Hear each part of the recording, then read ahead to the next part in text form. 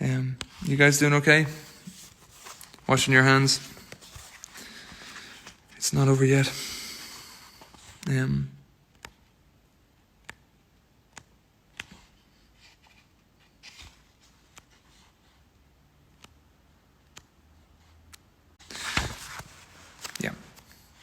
Cool. Yeah, it's terrible here. We're fine. I'm glad. It's rough all over. I think it's a year that'll go down in infamy. And every middle school, high school student, secondary school student will be studying 2020 in history class for the next God knows how long, until civilization winds itself down. To a friend whose work has come to nothing. Now all the truth is out. Be secret and take defeat from any brazen throat. For how can you compete, being honour bred, with one who, were it proved he lies, were neither shamed in his own nor in his neighbour's eyes? Bred to a harder thing than triumph, turn away, and like a laughing string, or upon mad fingers play amid a place of stone, be secret and exult, because of all things known. That is most difficult. That's to a friend whose work has come to nothing. 2020. I had to check there that it is 2020. That it is in fact 2020. I have this book of Ovid's poetry as well too, or like his epic poetry. I was thinking I'll throw some of his stuff in. But not before I read you a few more. I had one marked in this wonderful collection, and it was a poet from based in Northern Ireland, and so help me God, I will find it now. But I was very annoyed that as soon as I started this stream, I lost track of it and it was gone. I'm not sure, by the way, how many of these I'll be able to do on Fridays. We'll have to wait and see. But I'd say, the next few Fridays anyway. This is we'll see how we go. See how you guys are. If you guys are up for it. Oh, mein Gott. No joy. I'll read you Icarus. From Ovid. So, this is Ovid's Metamorphoses, which is, God knows why, in some act of sadomasochism I decided to take up. But it's his just telling of he's a Roman poet, maybe kind of 32 BC. And it's just his telling of world history in this mad, long thread of epic poetry. Starting from the universe's creation through Greco-Roman mythology, etc. This is Daedalus and Icarus. Daedalus now had come to detest his protracted exile in Crete and was longing to visit his native country again. But his way was barred by the sea. King Minos can block my escape by land or water, he sighed. The air at least is still open. My path lies there. He is Lord of the world, but not Lord of the sky. Just so you know, if you're familiar with Daedalus and Icarus, he gets a wee mention in one of the songs on the last album. But am I spoiling it if I tell you that? If you don't know, just this is part of an epic poem, so it's not, it's a very different style, and it's about 2,000 years older than anything I've just read. The air at least is still open. My path lies there. He is Lord of the world, but not Lord of the sky. So saying, he put his mind to techniques unexplored before and altered the laws of nature. He carefully layered some feathers, the smallest to start with, the shorter positioned next to the longer. You'd think they had grown like that, as sometimes rustic panpipes rise in a gradual slope with their reeds of unequal length, and then he bound them with twine in the middle and wax at the bottom. This neatly compacted plumage, he curved in a gentle camber to imitate real birds' wings. His young son, Icarus, standing beside him, and little aware of the threat to himself he was touching, smiled as he caught at the feathers fluttering in the breeze. And now and again he would carelessly soften the yellow wax with his thumb, enjoying his game as he meddled and interfered with his father's wonderful work. But soon the finishing touches were deftly laid, and Daedalus balanced his aged body on both of his wings, then beat at the air and hovered, suspended. Next he instructed his son, "Now Icarus, listen carefully. Keep to the middle way. If you fly too low, the water will clog your wings. If you fly too high, they'll be scorched by fire. Fly between sea and sun. No need to determine your course by Boötes the bear or Orion's naked sword. Like a sailor, simply follow my lead." As he gave his pupil his flying orders, he fitted the wings on the boy's inexperienced shoulders, and while he did it, the old man's cheeks were wet with tears, and his hands were trembling in fatherly fear. Then, kissing the lips of his darling son for the very last time, he rose on his wings and flew in front, as afraid for the lad as a bird escorting her fledgling out of her mountain nest to float on the breezes. "Follow," he cried as he taught him the skills that would prove his downfall. Moving his own two wings, he kept looking back at his sons.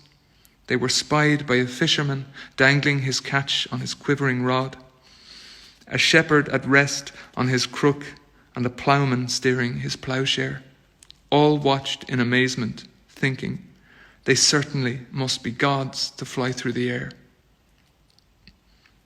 Now Juno's island, Samos, was coming up on the left. Delos and Paros were far behind them. Lebynthos lay to the right with the honey-rich island, Calymne. When all this adventurous flying went to Icarus's head, he ceased to follow his leader. He'd fallen in love with the sky and soared up higher and higher. The scorching rays of the sun grew closer and softened the fragrant wax which fastened his plumage. The wax dissolved, and as Icarus flapped his naked arms, deprived of the wings which had caught the air that was buoying them upwards, "Father," he shouted again and again. But the boy and his shouting were drowned in the blue-green main which is called the Icarian Sea. His unhappy father, no longer a father, called out, "Icarus, where are you, Icarus? Where on earth shall I find you? Icarus," he kept crying, and then he caught sight of the wings in that water. Daedalus cursed the skill of his hands and buried his dear son's corpse in a grave. The land where he lies is known as Icaria.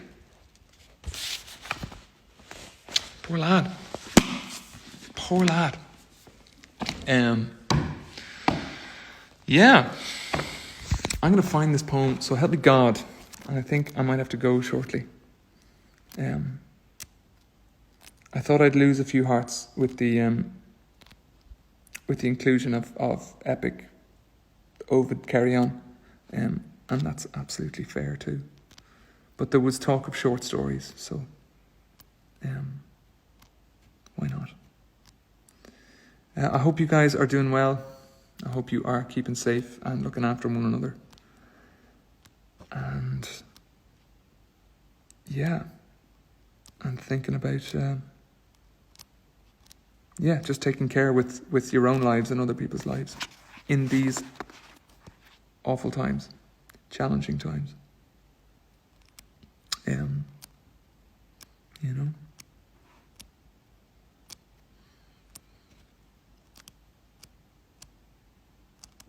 In Florida, send help. I heard Florida is particularly badly hit. So my heart goes out to you. Wear a mask, whatever you do. I'm trying to wear a mask much, much more. And it was definitely a lapse for a period where things seemed okay. But most times I'm leaving the house. In fact, yeah, anytime I'm leaving the house, I'm trying to throw on a mask. This is going to kill me. This is going to kill me. Finding this goddamn poem. I need it. I flippin' need it.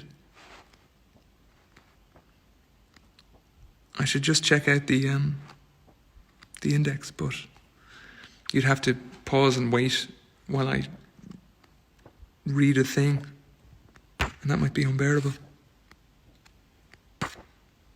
You know?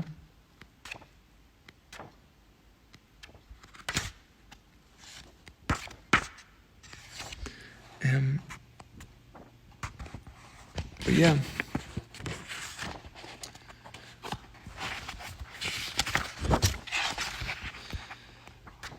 If I can't find it in the next run, so help me God.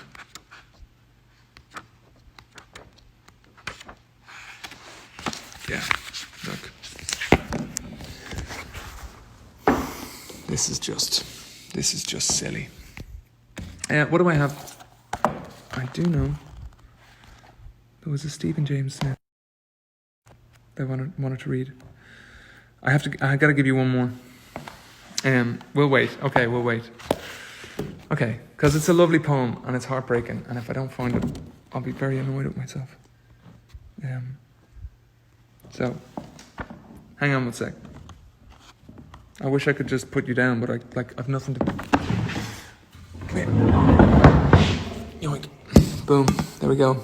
Oh my God, so much better. So much better. Why didn't I do that? Goddamn. This is this lovely collection. Neil Astley edited this one. There's two I was given as a gift at one stage. One is called Being Human, and one is called Staying Alive. And they're really, really good, well curated collections. I have to say, there's a lot of real gems in here. Okay.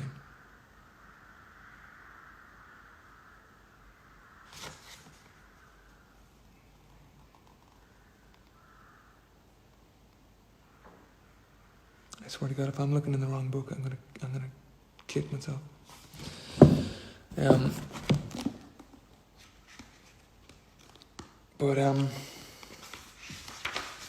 Yeah, just on music stuff, guys. I'm always working on new tunes. I don't know when the next lot is going to be out. I'll be honest. I'm looking forward to it. I will tell you that.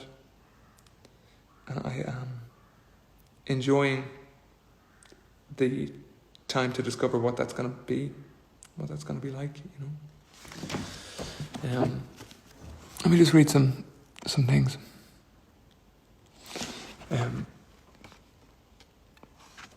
This must be painful to watch. This is why I was like, I need to get some post-it notes. I need to just put these on these pages.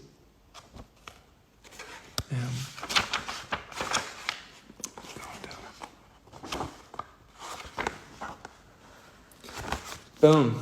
That's why. It's not marked under F. It's marked under ampersand. Or and. Sinead Morrissey. And I'll leave you with this one. Hey guys. Thanks for saying hey. Sorry for that radio silence. So, Sinead Morrissey. It's a poem called And Forgive Us Our Trespasses. You can probably see from this, she's a poet based in Northern Ireland, I believe, but you can see how a lot of the language of where my work comes from a similar place. And forgive us our trespasses, of which the first is love, the sad, unrepeatable fact that the loves we shouldn't foster burrow faster and linger longer than sanctioned kinds can. Loves that thrive on absence, on lack of return, or worse, on harm, are unkillable, Father. They do not die in us, and you know how we've tried. Loves nursed inexplicably on thoughts of sex, a return to touched places, a backwards glance, a sigh. They come back like the tide. They are with us at the terminus when cancer catches us. They have never been away. Forgive us the people we love, their dragnet influence, those disallowed to us, those who frighten us, those who stay on uninvited in our lives and every night revisit us, accept from us the inappropriate by which our dreams and daily scenes stay separate. Isn't that a little beaut? Sinead Morrissey, and forgive us our trespasses. Up the Ivory Coast, guys, there's way more. There was so much more I wanted to read. I lost a bit of time there trying to find that. I'm going to get some post-it notes, and if we do this again, I'm just going to go bam, bam, bam. It's going to be a Tommy gun of poetry. You won't know what hits you. You'll be riddled with vowels and consonants and all the nice words. I'll hopefully see you next week. Thanks very, very much for saying hey and hanging out. And I love you all very much. Take care of yourselves and be safe. Bye.